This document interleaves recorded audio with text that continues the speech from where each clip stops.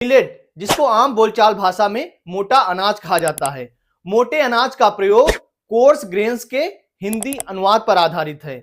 अगर इनकी फैमिली की बात की जाए तो अन्य धान्य फसलों की तरह ये ग्रेमनी फैमिली को ही बिलोंग करते हैं। अगर ल्यूनार्ड के अनुसार कहा जाए तो मोटा अनाज छोटे दाने वाली धान्य फसलों को ही कहा जाता है। के आशय में यह भी कहा गया है कि मिलेट धान्य प्रजाति के भारत में विकसित पौधे हैं।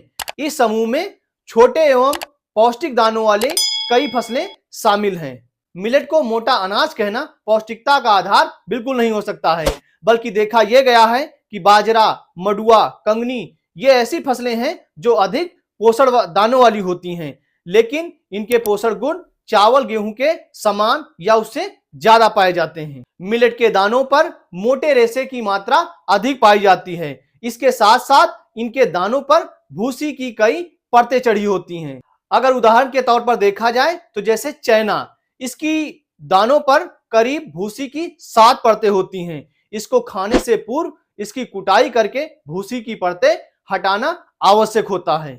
मोटे अनाजों को लघु अन्न भी कहा जाता है। लघु अन्न घास प्रजाति की बानानी क्षेत्रों में उगाई जाने वाली पौष्टिक दानों वाली फसलें होती हैं।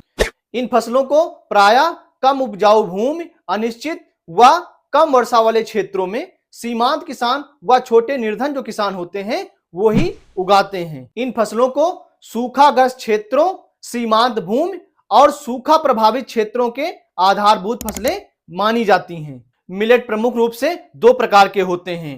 पहला लघु अन्न, दूसरा सूक्ष्म लघु अन्न। अगर इनका वर्गीकरण किया जाए तो लघु अन्न में ज्वार, बाजरा, मडुआ, रागी, कंगनी, काकून आते हैं। वहीं सूक्ष्म अन्न में सांवा, कोदो, चैना और कुटकी आते हैं। ये रही मिलेट पर कुछ महत्वपूर्ण जानकारी।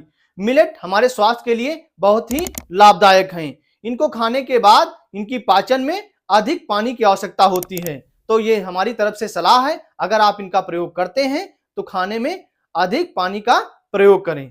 धन्यवाद।